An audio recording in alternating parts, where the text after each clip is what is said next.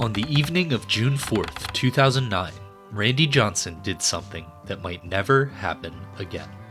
He was making the 597th start of his career, a career which had spanned 3 decades, 5 teams, and at least 1 dead bird. True to form, he allowed just 1 run over 6 innings against the Washington Nationals. An hour later, when closer Brian Wilson got the final out, the big unit officially earned career win number 300. With this win, Johnson was joining an elite club, made up of some of the best pitchers of all time. In the history of Major League Baseball, there have been just 24 pitchers to win 300 games. It's what's known as a magic number. Reaching it almost always guarantees a spot in the Hall of Fame and legendary status within the sport. Randy Johnson's 300th victory came at the tail end of an era that saw 4 pitchers reach the mark in the span of just 7 seasons. But then, something strange happened. In the 15 years since Randy Johnson made history, there hasn't been a single pitcher who has won 300 games. As a matter of fact, nobody has even come close. So then, what's behind this trend? Are there any active pitchers who can break it? Or is it possible that MLB will never again have a 300-game winner? Let's talk about it.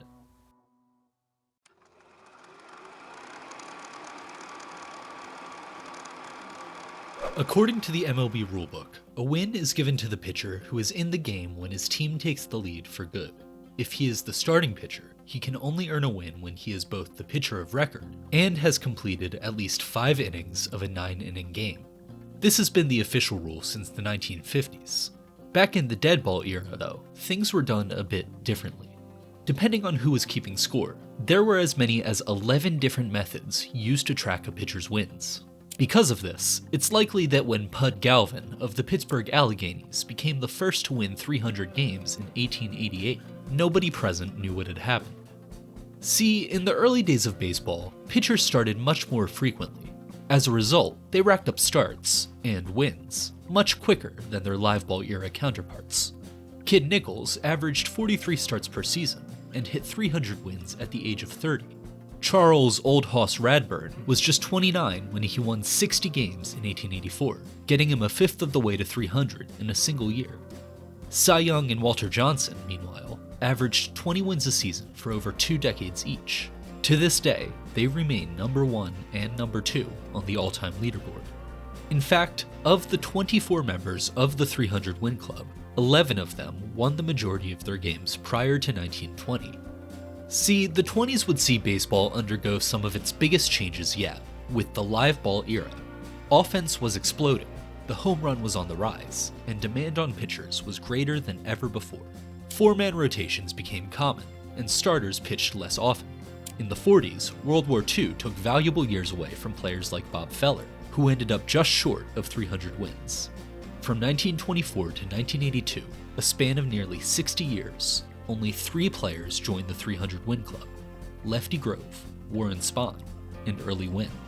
Unlike their dead ball era predecessors, pitchers in the live ball era have had to play into their late 30s and 40s to reach 300 wins. It took Lefty Grove until the age of 41 to win his 300th game. Warren Spahn was 40 when he did it, and despite his name, Early Wynn didn't join the club until he was 43 years old. In the late 60s and 70s, a few came close, like Bob Gibson and Juan Marichal, but nobody was able to break through. That is, until 1982, when Gaylord Perry, in his 21st MLB season, notched career win number 300. In 1983, Steve Carlton won his 300th. Both Tom Seaver and Phil Niekro got there in 1985. By the end of 1990, a total of 6 pitchers had joined the 300 Win Club in the span of just 9 years. Now, this spike was due to a couple of reasons. Free agent salaries were on the rise, encouraging pitchers to hold off on retirement and to rack up more wins. This, combined with improved arm care and training regimens, resulted in more players like Nolan Ryan and Don Sutton staying healthy into their 40s. There was another brief resurgence of 300 game winners in the 2000s, with Roger Clemens, Greg Maddux, Tom Glavine, and Randy Johnson all winning their 300th game. In the last 15 years, though, there hasn't been a single pitcher to cross the 300 win threshold. The question, then, is why?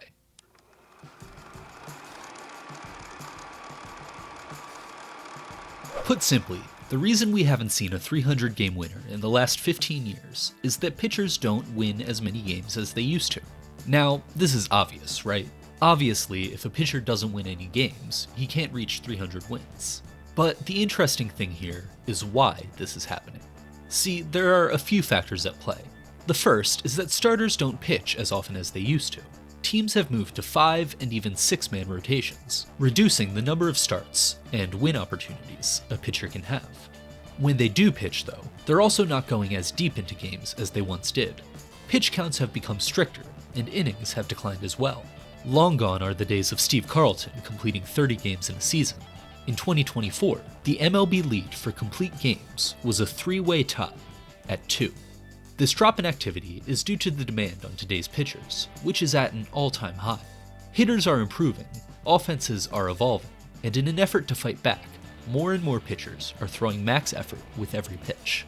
In an attempt not to blow their arms out, teams have tried to limit each pitcher's usage.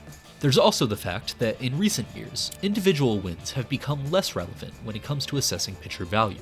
More than a few have pointed out that earning a win has as much, if not more, to do with the offense as it does pitching. Good hitting can save a poor pitching performance. A good performance, meanwhile, can be wasted by lack of run support. This isn't a new criticism either. In 1888, when the Sporting News first published win-loss records for individual pitchers, they predicted that the statistic would not catch on. It seems to place the whole game upon the shoulders of the pitcher, and I don't believe it will ever become popular. Certain is it that many an execrable pitcher game is won by heavy hitting at the right moment after the pitcher has done his best to lose it. Wins can be deceiving. Just ask Jacob deGrom, who took home back-to-back Cy Young Awards while winning just 10 and 11 games in a season. With that being said, the 300 win club is, if nothing else, a fun exercise in pitcher analysis. So then, will there ever be another pitcher to reach 300 wins?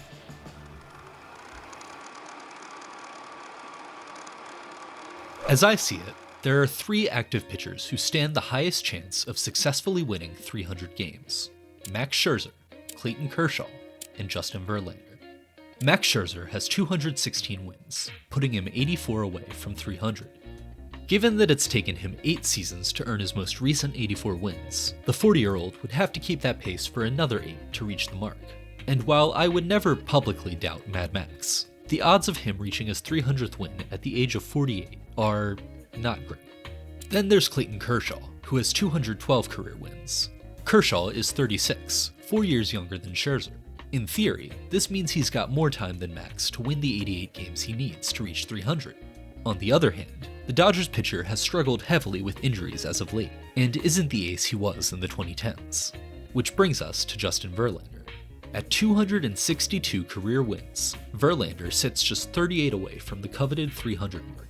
He has admitted that joining the 300 win club is one of his personal goals, and will definitely be on his mind as he enters the 2025 season. Now, Verlander says he wants to play until the age of 45 and possibly beyond.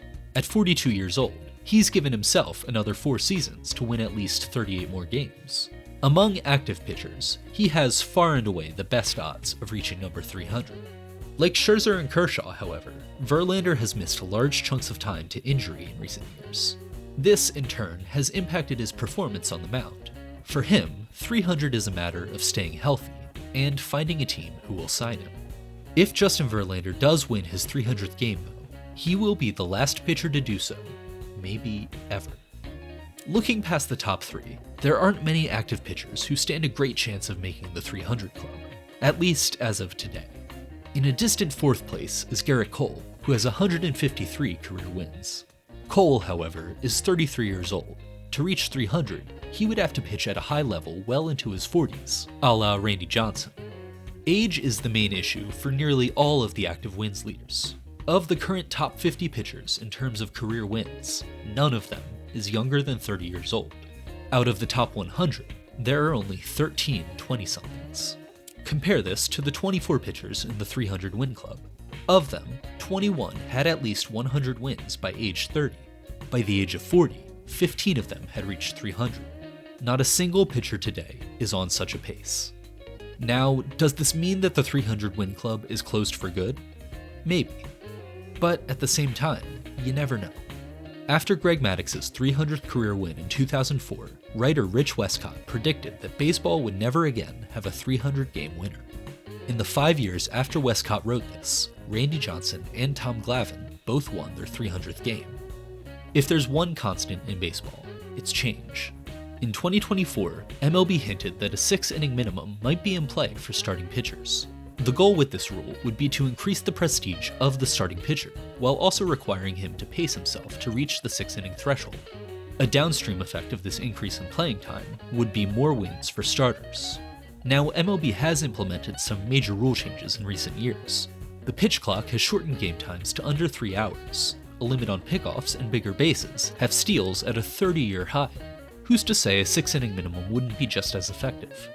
Barring a major change like that, however, it's likely that 300 wins will remain untouched after Scherzer, Kershaw, and Verlander retire. But at the end of the day, since when was success ever defined by a single statistic?